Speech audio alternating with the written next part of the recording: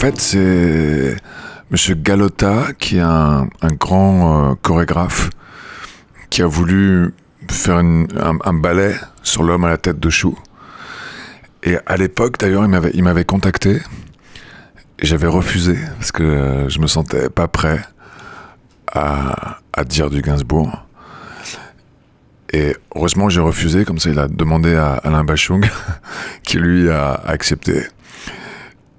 Mais Bachung était déjà malade, donc il n'a pas pu le faire sur scène. Et par contre, il a enregistré le disque avec une relecture par Denis, comme un réarrangement dans le même esprit, mais avec une vraie tonalité moderne, avec des samples, et après, voilà, Alain Bachung est parti, il nous a quittés. Et puis, il y avait ce désir de redynamiser ce projet, puis de le faire sur scène, parce qu'il n'avait jamais été joué sur scène, d'avoir le plaisir vraiment de faire du live. Donc là, ils m'ont demandé, et j'ai accepté. Voilà. L'homme à la tête de chou, c'est un grand classique de la chanson rock française. C'est fou parce que c'est un disque qui, quand il est sorti en 76.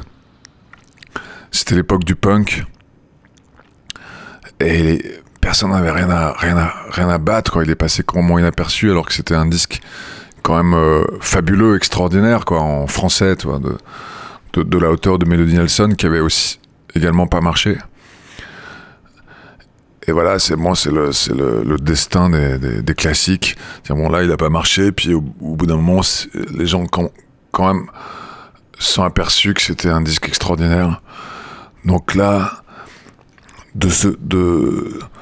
pour moi, c'était un peu comme une espèce de château, mais étincelant, magnifique, mais tu restes à l'extérieur, et là, tout d'un coup, on a l'occasion de rentrer à l'intérieur de ce palais étincelant.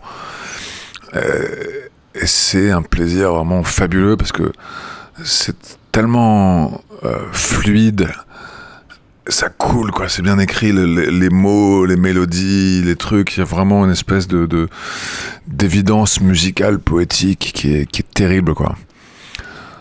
Donc voilà, c'est le sens, c'est le plaisir déjà d'être à l'intérieur de ce son-là, et puis de refaire vivre l'émotion du disque, quoi, en scène.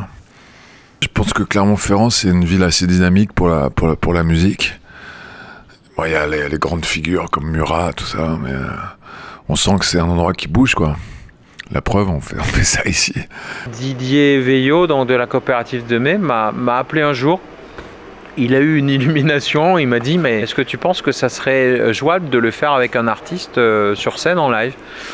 Et moi je lui ai dit, bah écoute, ok, moi ça me branche bien. Donc après on a tout fait pour voir si c'était réalisable, combien de musiciens il fallait, et après voilà, Arthur H a été évoqué, et par bonheur il a été contacté et était ravi de l'idée. Donc là on est une belle équipe, vraiment de musiciens venant de groupes de groupes différents en Auvergne. Il y a Fred Avé au guitare, donc Yann Clavezol batterie, Morgane Imbeau au clavier, Guillaume Bongiro au violoncelle, qui est un peu fou aussi, Marc Lomo aux percussions, Manu Choucha à la basse. Du coup, il y a tellement de bonne musique que les volcans le sentent. Et ils vont bientôt se rouvrir. Là, il y a la lave qui se prépare. Puis alors, quand les volcans vont être en éruption, Clermont-Ferrand, ça va vraiment péter sérieusement, quoi.